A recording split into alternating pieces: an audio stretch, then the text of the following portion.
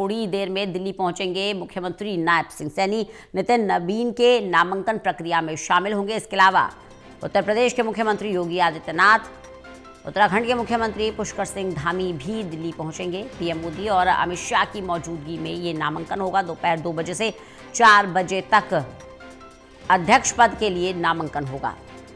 तो भव्य तैयारियां की गई हैं इस नामांकन को लेकर। बीजेपी शासित राज्यों के तमाम मुख्यमंत्री पहुंच रहे हैं और बीजेपी के कार्यकारी अध्यक्ष नितिन नबीन का आज बीजेपी अध्यक्ष पद पर नामांकन है।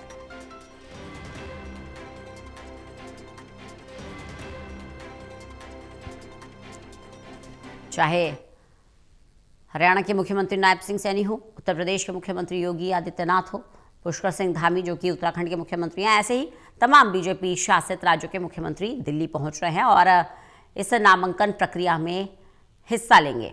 प्रधानमंत्री नरेंद्र मोदी, गृह मंत्री अमित शाह की मौजूदगी में ये नामांकन होगा और दोनों ही बड़े नेताओं का समर्थन मिल चुका है नितिन नबीन को।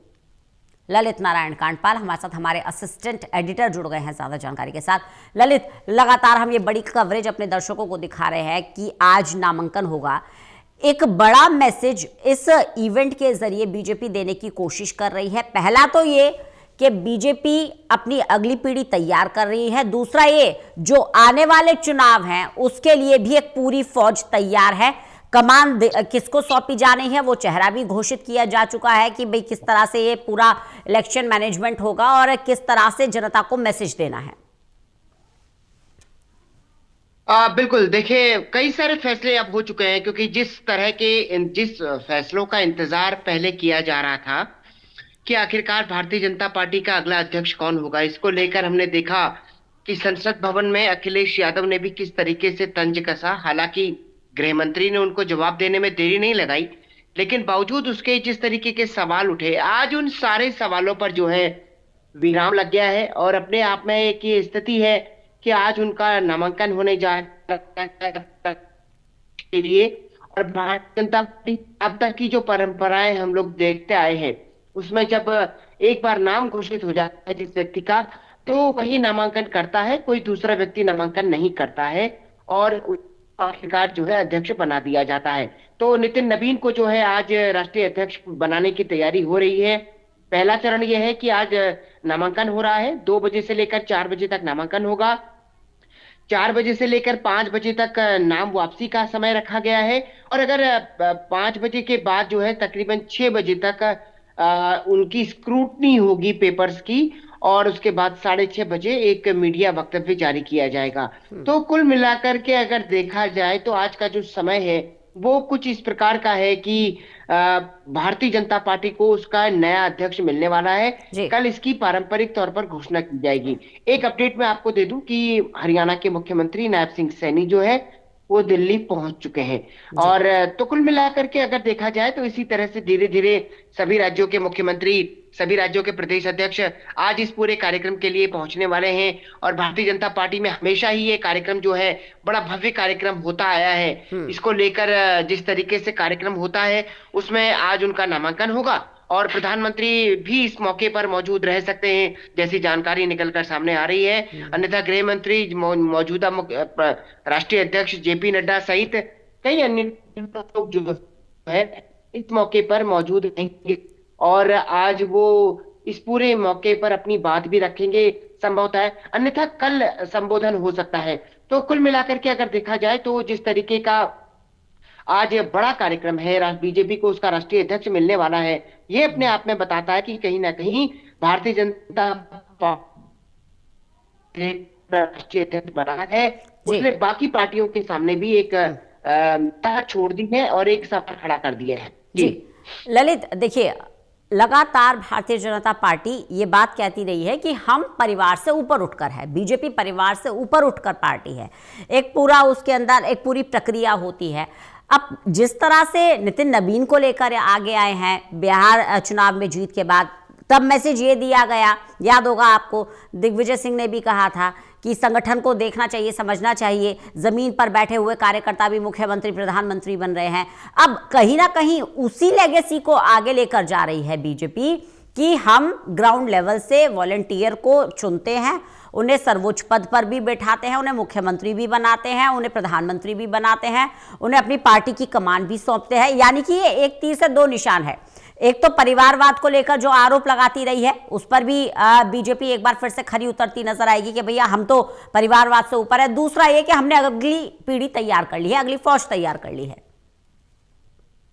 बिल्कुल, देखिए भारतीय जनता पार्टी ने हमेशा ही अगर देखा जाए तो केवल इस वक्त से नहीं, जब से 1980 से जब ये पार्टी गठित हुई तब से लेकर अब तक जो है तकरीबन 20 साल तो पार्टी को जो है 5 सदस्यों में ही समय बिताना पड़ा।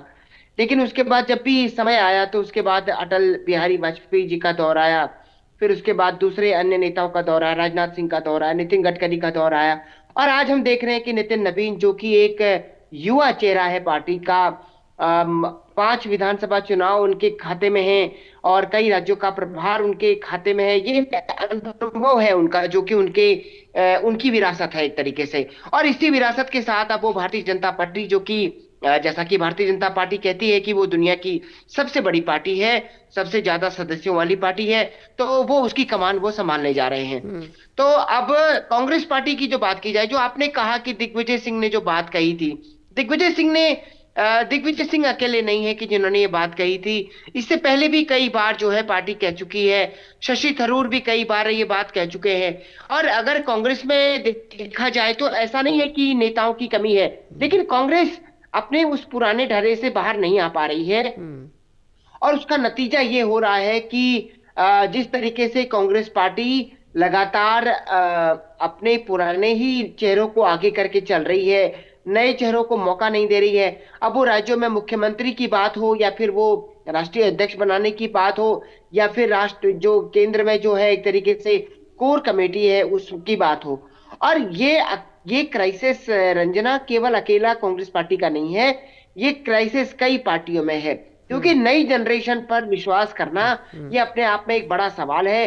और कई बार ये सवाल जो है, कई बार ये जो विश्वास है, ये विश्वास जोखिम में भी बदल जाता है।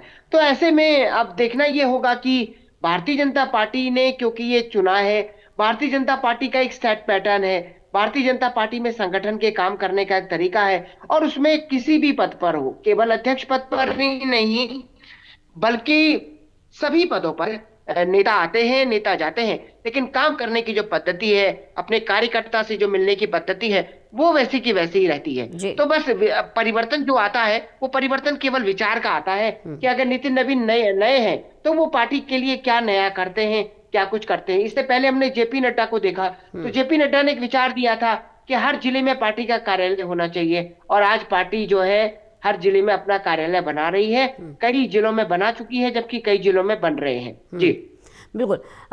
ललित, ये तो बिल्कुल क्लियर है कि अध्यक्ष पद के लिए ताजपोशी नितिन नवीन की तय है, लेकिन ये डगर बहुत आसान नहीं है, विशेष रूप से तब जब एसआईआर के मुद्दे को लेकर बंगाल में जो स्थिति है वो किसी से छुपी हुई नहीं है। और ऐसे ही याद होगा आपको एनआरसी के मुद्दे पर असम में क्या हालात बने हुए थे, और दोनों ही राज्यों में चुनाव है।